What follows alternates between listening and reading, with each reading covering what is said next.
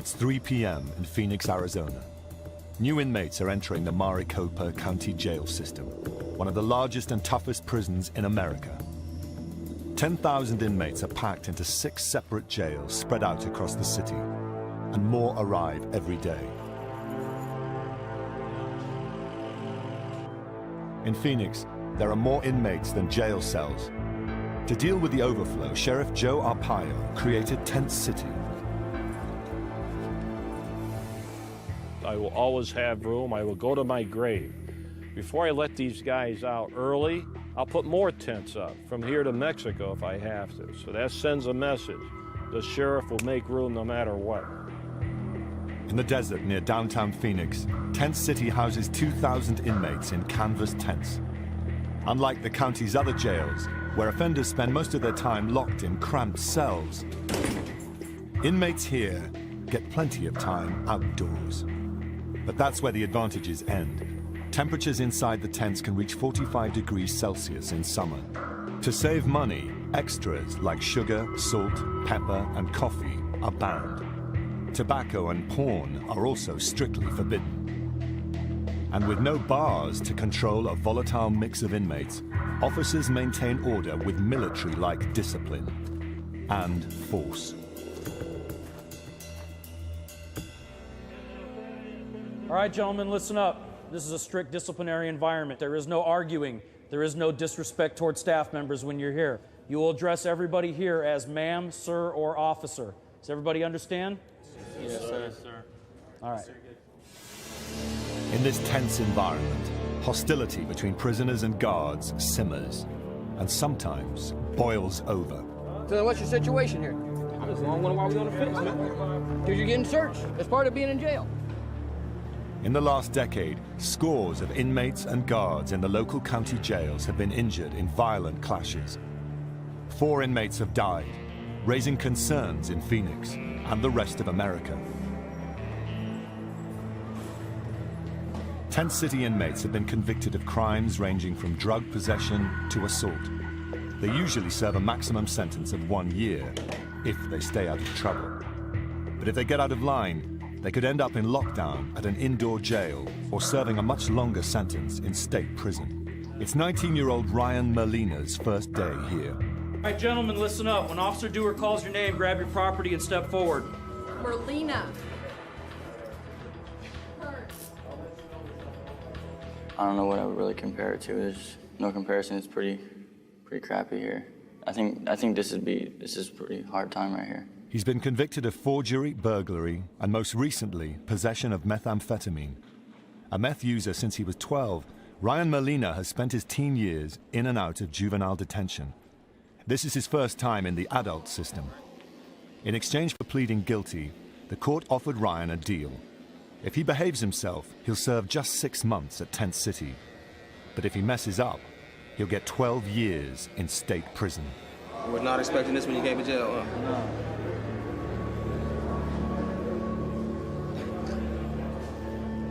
This is pretty much my last chance.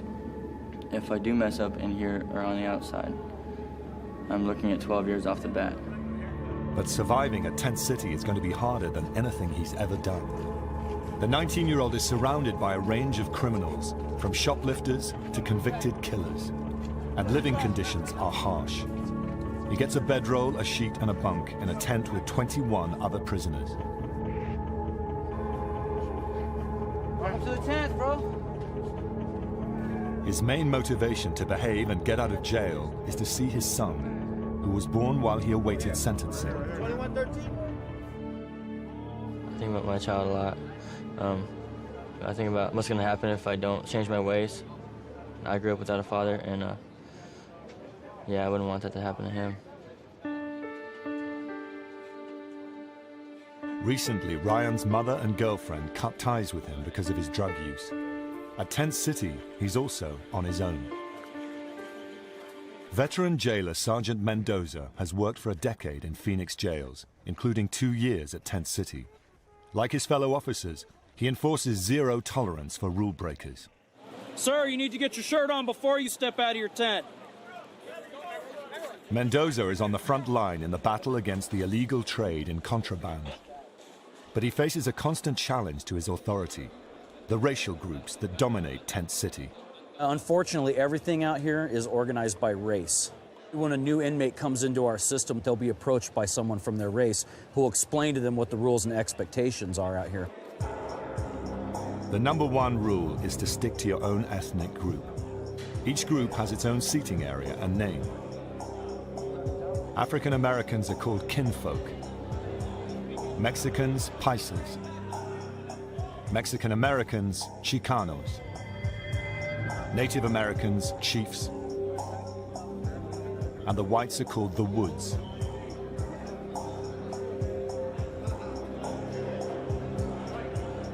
The gang leaders claim they provide protection, but officers say their purpose is to control inmates and contraband. Oftentimes, the heads of the races are involved in some of the criminal activity and the contraband smuggling that goes on out here. Unfortunately, as soon as we remove a head from the yard, they're replaced by somebody else right away. So we're constantly trying to find out who they are. They're constantly trying to hide their identity from us, and it's a game that just goes on and on and on forever. For new inmates like Ryan Molina, there may be safety in numbers. But sometimes it's not rival groups fresh faces have to worry about. It's their own. For inmates who break the rules of their race, punishment is swift and painful. For minor infractions like a verbal insult, a chin check, or punch in the jaw. For a major offense, like not paying back a debt, smashing, a vicious beating by 3 or more inmates. The influence of racial gangs threatens prison officers' grip on control. They are criminals, and you can't turn your back on them. Right now, when you look out on this yard, everything is quiet, but that could change at a moment's notice. We have had some major disturbances out here in the past. We've actually had an inmate take control of the yard. In 1996, Tent City exploded into violence when all of the racial groups rioted after an officer allegedly shot pepper spray in the face of an inmate. The situation quickly spiraled out of control. Inmates took 8 guards hostage and burned 2 tents to the ground. It took law enforcement 3 hours to regain control of the jail. To deal with rioting inmates, the jail has a heavily armed unit called the Special Response Team, or SRT. Sergeant Irby is in charge of one of 4 SRT squads that make daily raids throughout the jail system. We're called whenever there's a situation in a facility that has gotten out of hand. Be it from multiple inmate fights, we've responded to 20, 30 inmates fighting in a pod. Irby's team of 7 officers responds to everything from brawls to assaults on jail staff. My job is care, custody, and control, and heavy on the control end of it now that I'm a member of SRT. And that's all we intend to do, is to control the situation. If newcomer Ryan Molina gets involved in illegal activity, the Special Response Team will strike. Trouble may find him, whether he wants it or not. At the end of his first day, Ryan Molina returns to his tent. The Woods are waiting for him. They're ready to officially claim him as a member of their group. This is America's toughest jail. Exactly. He meets the white gang leader, called the Head, and the rule enforcer, called the Torpedo. The identities of the highest-ranking members must be kept a secret from detention officers. Being the head of a racial group is against jail rules. You smart off to any of the DOs, your tent's gonna get tossed, your bunkies are gonna get mad at you over it. The DOs have ways of turning us against each other if we mess up. That's their way of punishing us. I mean, they'll make you look like a bad guy and get your tent tossed on you, then it's gonna make everybody in your tent mad at you. So just don't do anything to disrespect any of your fellow inmates in your tent. Ryan is learning the unwritten rules of Tent City. If he disregards them, his group can turn on him in an instant. You're not a kid, you're an adult. You know what to do, what not to do. You got a nice haircut, too. I like that. Ryan must master 2 conflicting sets of rules, those of his fellow inmates and those of the jail. If he can't maintain this dangerous balancing act, the consequences could be devastating.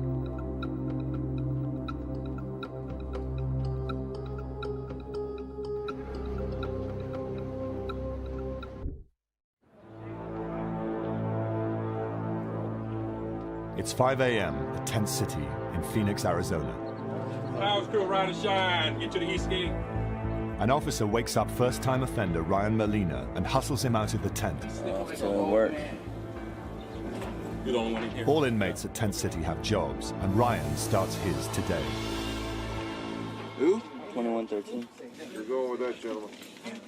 He'll be serving food to inmates at the nearby Towers Jail, just across the parking area from Tent City.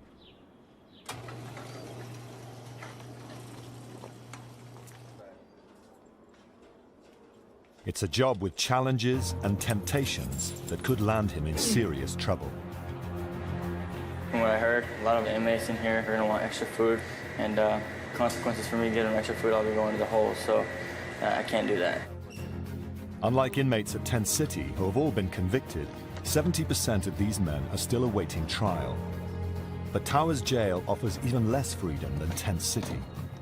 On chow duty, Molina will come face to face with aggressive inmates who spend 23 hours a day locked in small cells. Their charges range from driving without a license to assault with a deadly weapon. They'll try to threaten and bribe him for more food. For a former meth addict and troublemaker, avoiding danger and opportunities could be tough. To keep costs down, the jail feeds these inmates only 2 meals a day of surplus food. The sheriff's office publicizes the fact that it spends just 40 cents per inmate per day on food, compared to $1.40 for police dogs. As Ryan gets ready to deliver the budget food, one of his co-workers prepares him for what's about to come. They get 1 meal, 1 bag, that's it. They'll ask you, they'll beg you, they'll cry, and they'll hide their milk, saying they didn't get a milk. Yeah.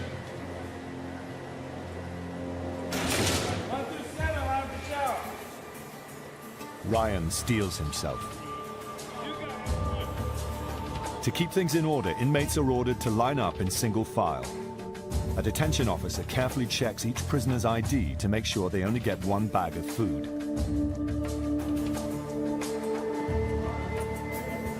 Hey, where you at? What's the cell? What's the cell? 11. Under the officer's watchful eye, things go smoothly at first.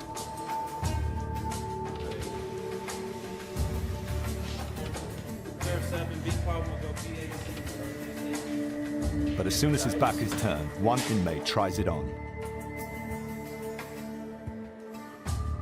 Hey, give me an extra limo bag. Can't do it, man.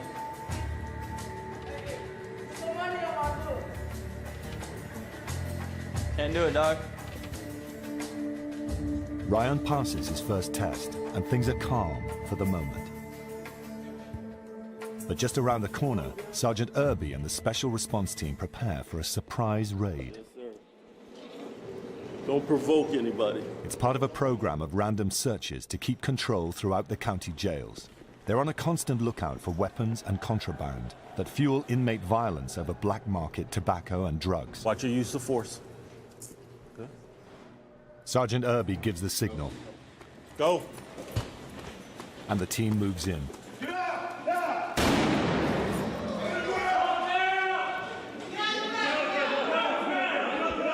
An officer fires a thunder shot from his 12-gauge shotgun. It's a blank round, but it delivers a deafening boom and flash of light that momentarily stuns the inmates into submission.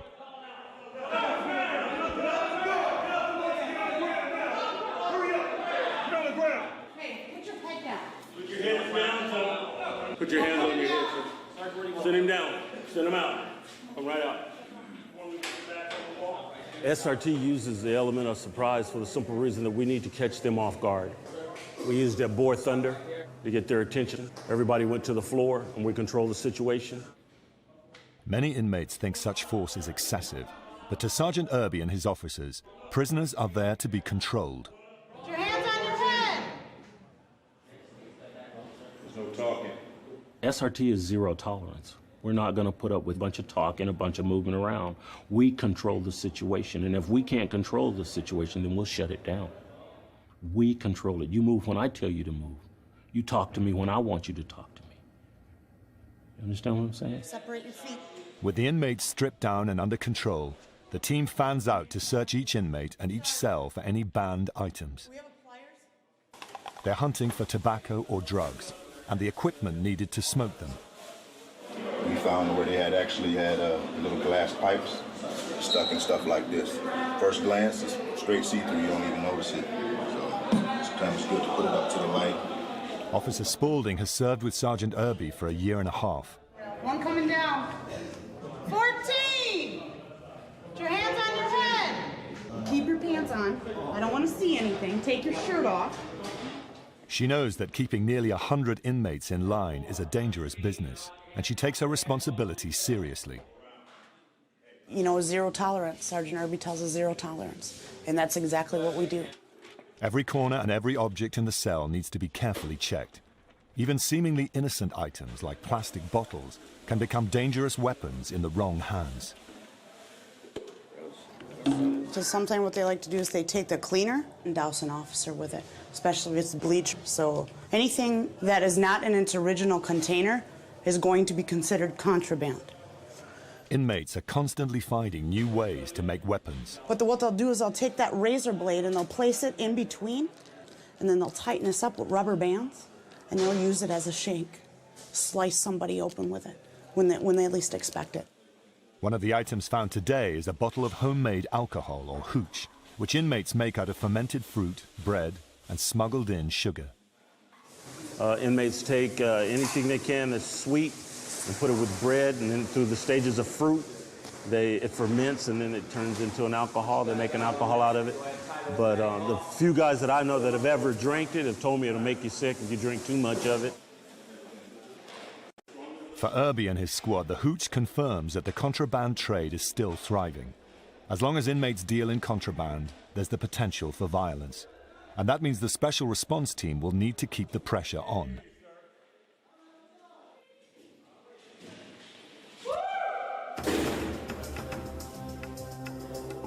Edward Ramirez is used to the raids. This is his fourth stint in county jail for crimes ranging from petty theft to assaulting his estranged wife's boyfriend.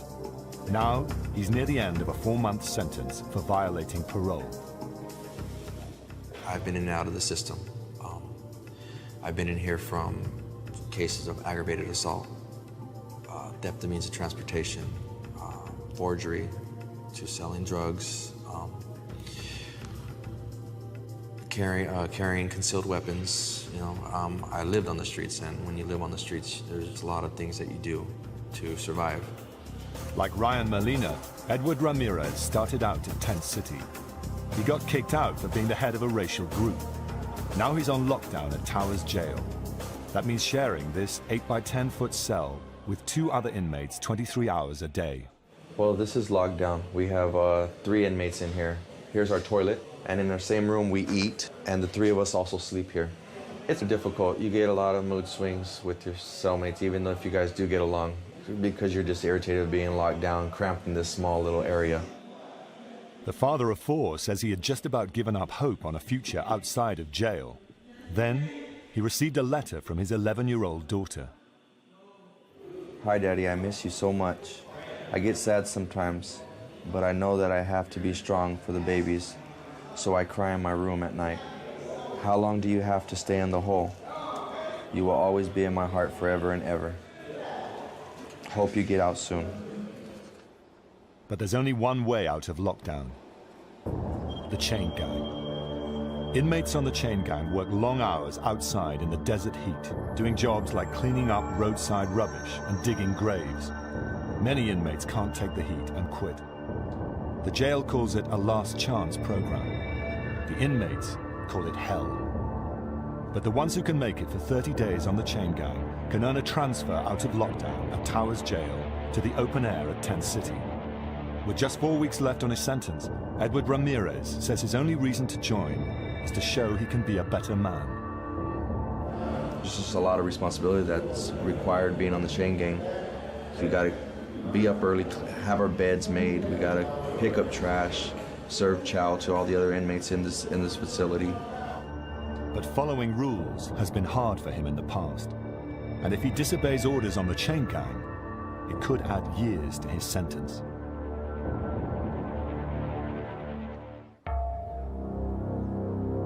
Meanwhile, it's Ryan Molina's second week at Phoenix Jail's tent city. At just 19 years old, he's in with convicts who are twice his age. Fights break out constantly, mostly over contraband like cigarettes. The tobacco in the yard, it creates a problem because now the races are fighting for the right to sell it, the right to move it, and the right to have it. For officers like Sergeant Irby, cracking down on contraband is a daily struggle. At times, only 2 officers patrol the entire yard of 800 inmates. This means there are plenty of ways for enterprising prisoners to bring contraband into the yard. There are hundreds of inmates out there on the yard, but hundreds go to work. They go to work as trustees working out on the grounds. So whatever they see on the ground or find, they can bring that back.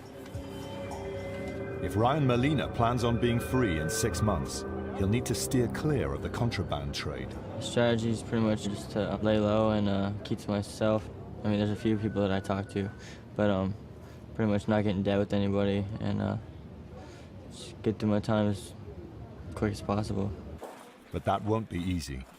He now spends all his time with a white racial group called the Woods.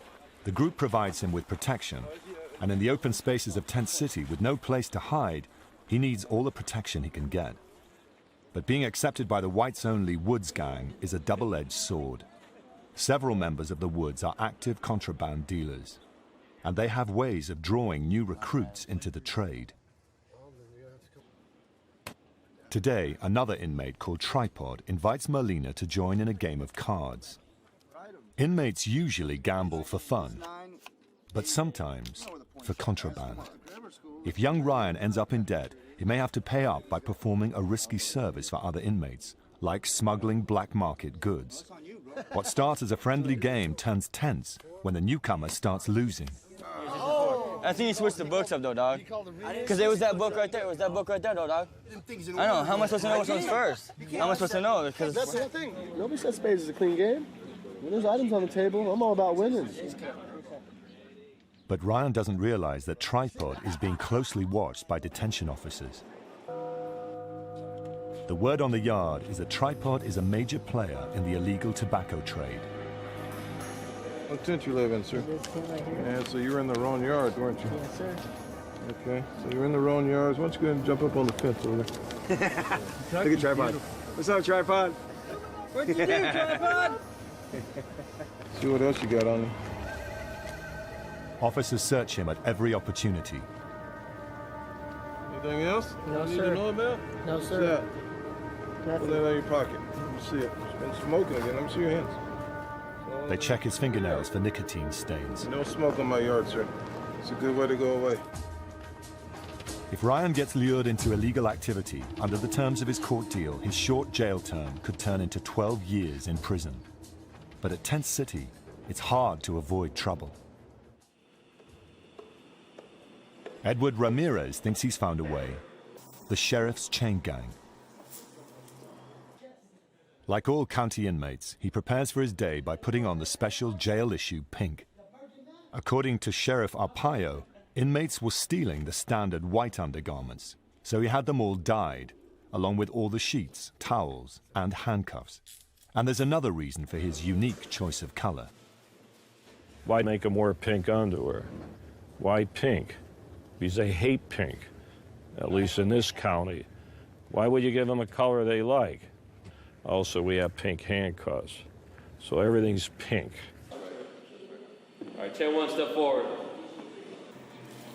At 5 a.m., Edward Ramirez and 12 other inmates begin the shift. Officers shackle them with ankle chains to limit their movement and chances of escape. March time, march! Inmates on the chain gang have to learn 4 different chants. They're supposed to help them keep in step and build morale. Remember, always go to the left every time. Now I'm doing 30! Now I'm doing 30! 'Cause I'm doing 30! 'Cause I'm doing 30! Gotta get my life straight! Gotta get my life straight! Forward, back, and intake! Forward, back, and intake! For the next 8 hours, they'll work in the searing desert heat.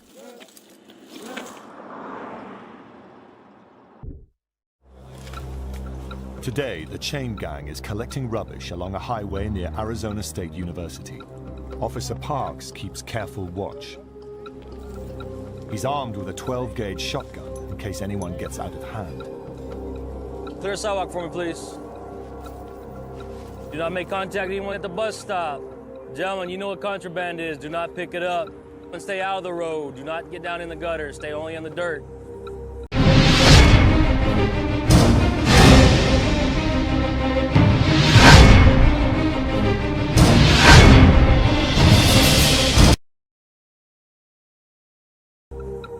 Having inmates this close to civilians carries certain risks. There will be no interaction between the inmates and the public. We don't want them giving the inmates stuff to bring back with them, whether it be drugs, tobacco, weapons, anything coming back into the facility. Forward march! As the head of the chain, it's the responsibility of Edward Ramirez to call out the chants and make sure that everyone marches in step. Scuff our boots, shut 'em up all night. Scuff our boots, shut 'em up all night. Chain gang program is all right. But 6 new inmates joined the gang this morning, and it's not going smoothly. We have about 6 new guys on the chain. They don't know how to march right or turn right yet. A lot of these new guys, they're joking rather than out here working, and they don't really pay attention to what's going on. They don't really care what's going on out here. Every false step messes up the group's timing, forcing the men to stop and start again. Edward Ramirez is losing patience, but if he takes his frustration out on the other inmates, he'll be taken back to lockdown. March time, march! Left, left, left, right, left. The gang gets through today without mishap. It's been harder than Edward expected. If he can get through 2 more weeks, he'll be eligible for release. But with this young crew, he knows anything could happen.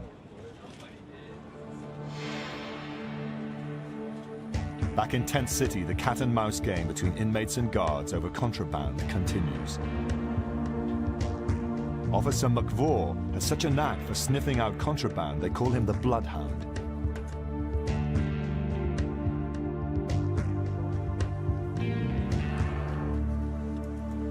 In the open environment of Tent City, tobacco could be anywhere. Today, he is training a rookie, Officer Cox. He takes the newcomer with him on his daily rounds. Suddenly, Bloodhound McVaugh smells smoke coming from one of the tents. He ducks inside and confronts the inmates. Everybody outside, grab fence, let's go. Basically, inmates were smoking in a tent. They all decided to scatter. Some, they want to run another tent, so we're going to start with one tent and continue through until we find what we're looking for. The officers raid the tents. They'll confiscate any contraband they find. This is all stuff that they can't have. They've taken the soap and altered it to make dominoes.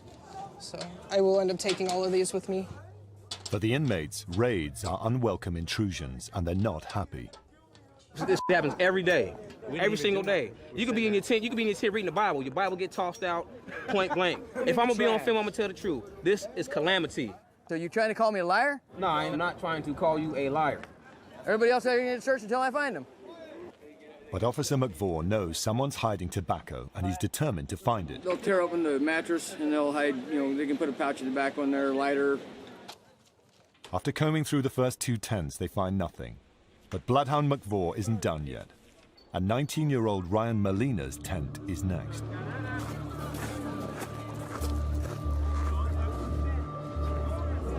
Why don't you guys mind your own business and sit in your bunks? Now Ryan, Tripod, and the other inmates have to wait, while their tent is taken apart and thoroughly searched. At 7:30 in the morning, they tell me to wake up so they can toss all my stuff. Yeah, I do get kind of upset about that, you know what I'm saying? Compared to a traditional jail cell, a tent and the grounds outside offer many unusual hiding places. And the officer they call the Bloodhound knows them all. Illegal tobacco can be hidden under rocks, stashed in tent folds, or wedged behind support poles. The Bloodhound sends his rookie up high to check the top of the tent frame. Check the lights.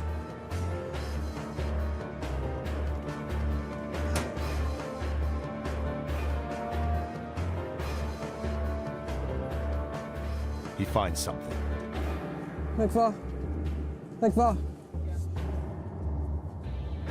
On top of the light fitting, there's a small plastic pouch.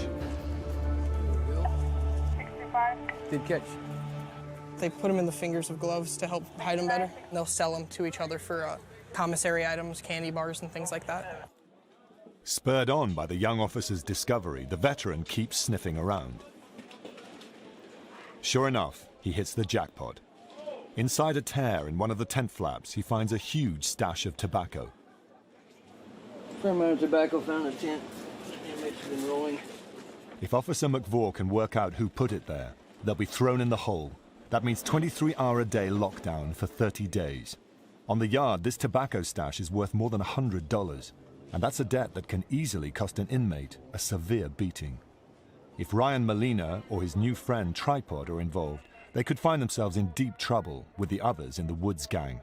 Anytime you find something of this nature in a tent, you're going to start watching that tent a little closer. If an inmate is caught with, it loses this amount of tobacco, unless it's their tobacco, that they brought in, they owe somebody. They're going to be nervous walking around the yard trying to figure out what's going to happen to them, or they're going to have to owe for it, if they're going to get, smacked for it. It's hard to tell. If I was him, I'd be very nervous. Ryan's tent will be under close scrutiny for days to come. And it's becoming clear that the fellow inmates he relies on for protection may also be the ones most likely to get him a 12-year stretch in a state prison. It's tobacco one day, shanks the next day, marijuana, methamphetamine. They'll just progressively get worse and worse if they see that we're not out here trying. Officer McVaugh and his men will alert the jail's intelligence unit and the special response team. They'll keep the pressure up until they find the culprits. And when they do, the dreaded SRT stands ready to strike.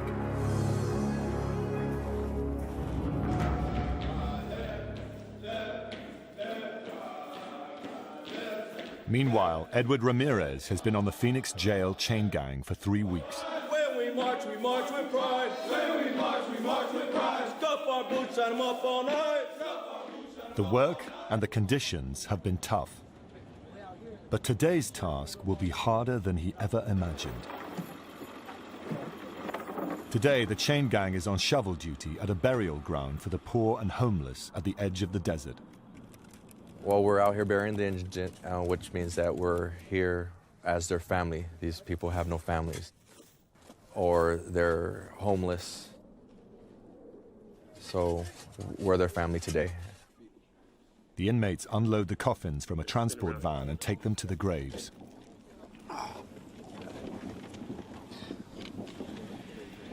Our Father, who art in heaven, hallowed be thy name. Thy kingdom come, thy will be done, on earth as it is in heaven. It's grim work, and another day of hard labor.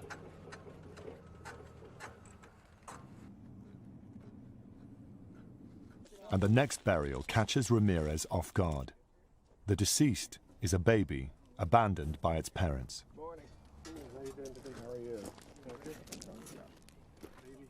This burial is a child, 3 months old, and he was born 3/23/07.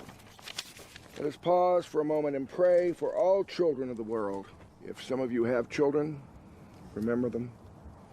Remember all those who are abused, left like this child. Pray that someday there will be an end to violence of any kind.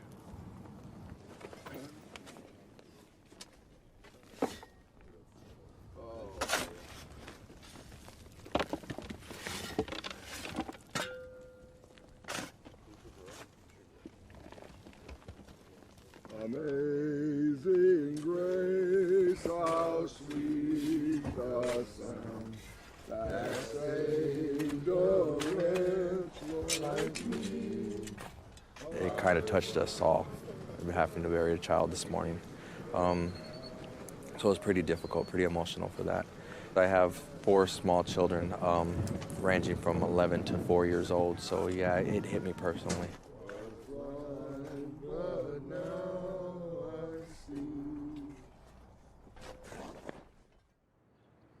Back at Tent City, 19-year-old Ryan Molina hasn't seen his family since he was locked up.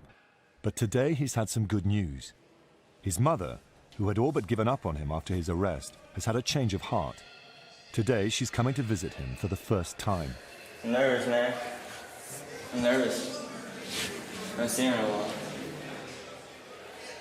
He knows that his only chance of being a father to his newborn son depends on convincing his family that he can be trusted and staying out of trouble.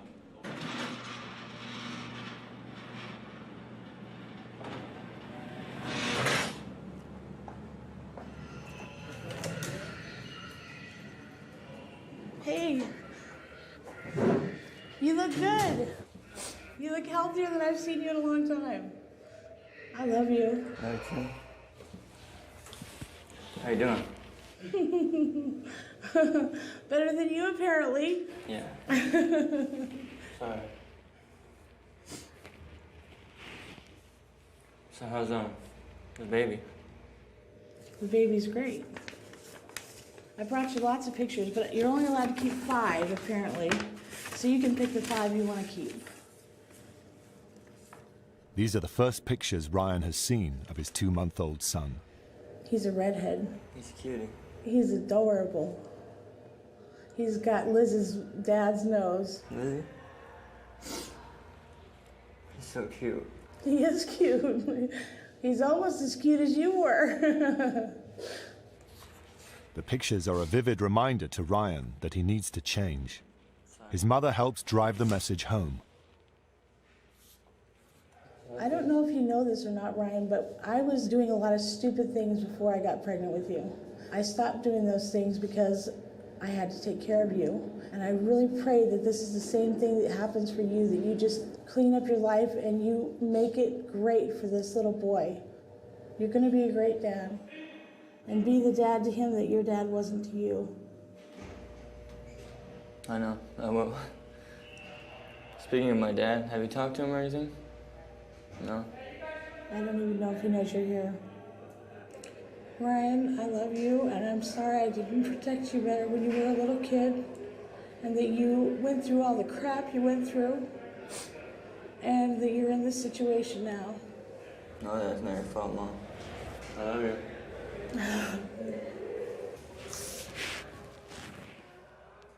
Tell us I love her, and the rest of the family. Alright? Tell the rest of the family I love them. I will. And you need to start sending letters. I will. I love you, Mom. Give me a hug. I love you. Give me a kiss. I love you.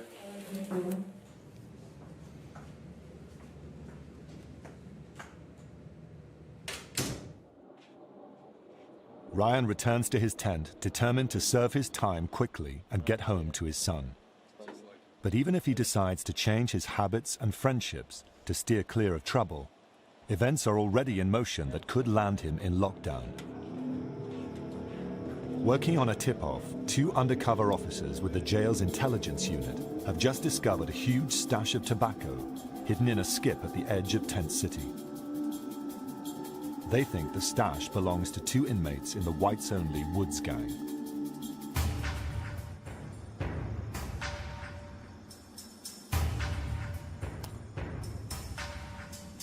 It looks like we have tobacco in this one as well. Each pouch would be equivalent to $20, $25, pretty much like having a Cadillac in there.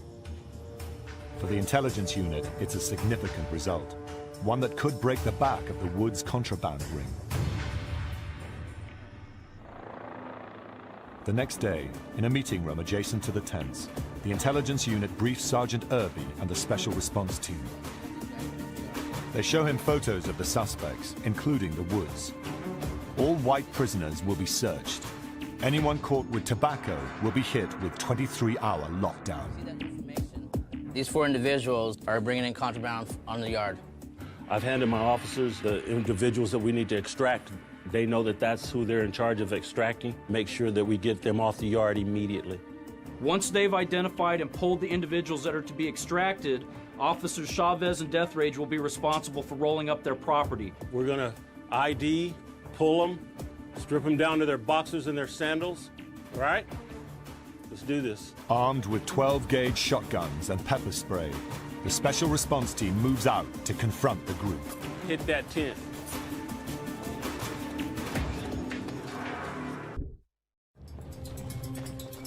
It's 3 p.m. at Arizona's Tent City Jail. Sergeant Irby and the special response team hit the first suspected tent to search for illegal tobacco. Hands on your head right now. The inmates are caught off guard.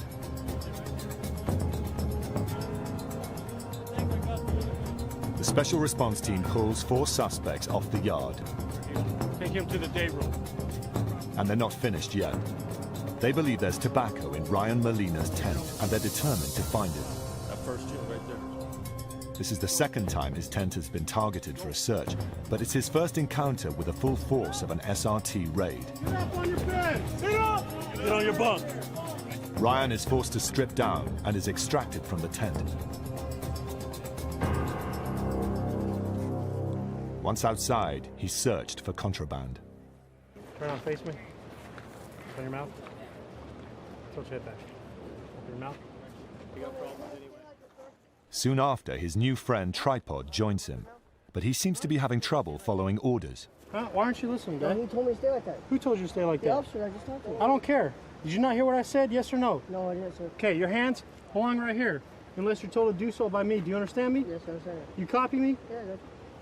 Yes, sir, by the way. Yes, sir. You're gonna keep your hands on your head. You're gonna stay in a single file line. You're going to the day room to sit down. All right, go ahead and go. With the tents cleared, the search continues. All Ryan can do is wait and hope that his bunk comes up clean. His future depends on it.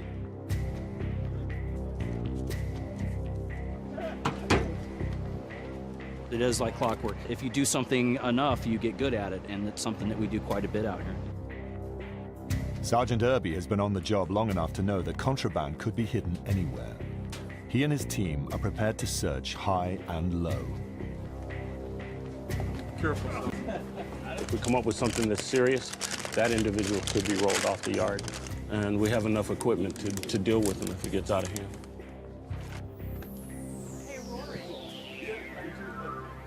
Take that pencil and poke it and let it dump on the ground. Yes, ma'am. It's sugar? Yeah, looks like it. Yeah, it's sugar. Sugar's the no-no here. He took away the salt and the pepper and the sugar. Took away that The sheriff took all that stuff away. After an exhaustive 3-hour search, no tobacco is found. Once again, it seems Ryan and his fellow inmates have dodged a bullet.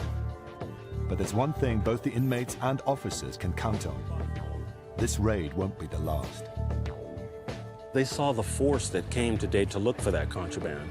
And a lot of times inmates forget that we have that many officers, if even more, that we could bring on this yard in a heartbeat. It'll calm down the yard at least for 2 or 3 weeks before they realize, okay, they're not around anymore, we'll start trying to play our games again. And then within a month and a half, we'll all be back out here again. Ryan Molina has survived his first SRT raid. If he can avoid trouble for the next 90 days, he'll leave Tent City and begin a 2-month drug rehab program. I learned that you really don't have any control over what you do, and SRT and come in here, do what they want, random searches, whatever. My strategies, and just listen to the DOs, do what they say, cooperate with them, follow the rules, keep to myself, don't get in any fights, try to stay out of trouble as much as I can. I do look forward to getting out of here soon.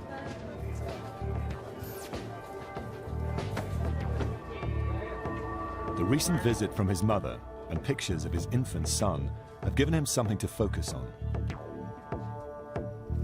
But for the next 3 months, each day will continue to be a tightrope walk between keeping his fellow prisoners happy and avoiding trouble with the sheriff's unforgiving officers.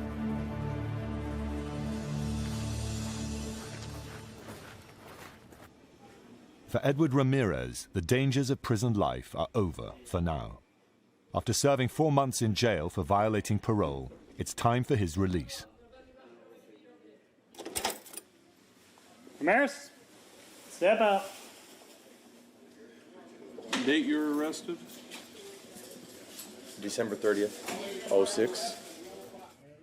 There's little chance of patching things up with his estranged wife. but he's looking forward to seeing his children and making up for lost time. Okay, that door in front of you will open up automatically. When it opens up automatically, walk in it, go straight across to the other door. Listen for the door, you'll hear a click. When you hear a click, push it open, head off to the left, okay? He's told his entire family that he's getting out of jail this morning. He doesn't expect his wife to show up, but he hopes his parents will be waiting for him when he steps outside.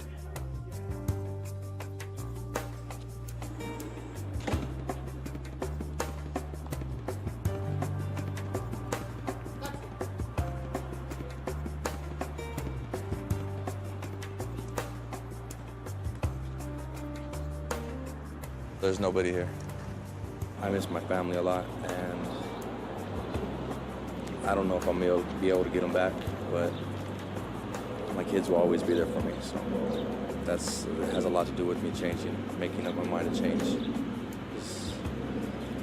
It's a little too late, but it's better late than never.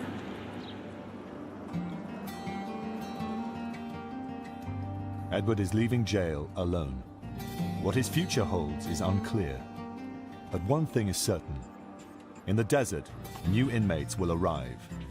The officers will try to keep them in line, and the battle for control and authority will continue in a place called Tent City.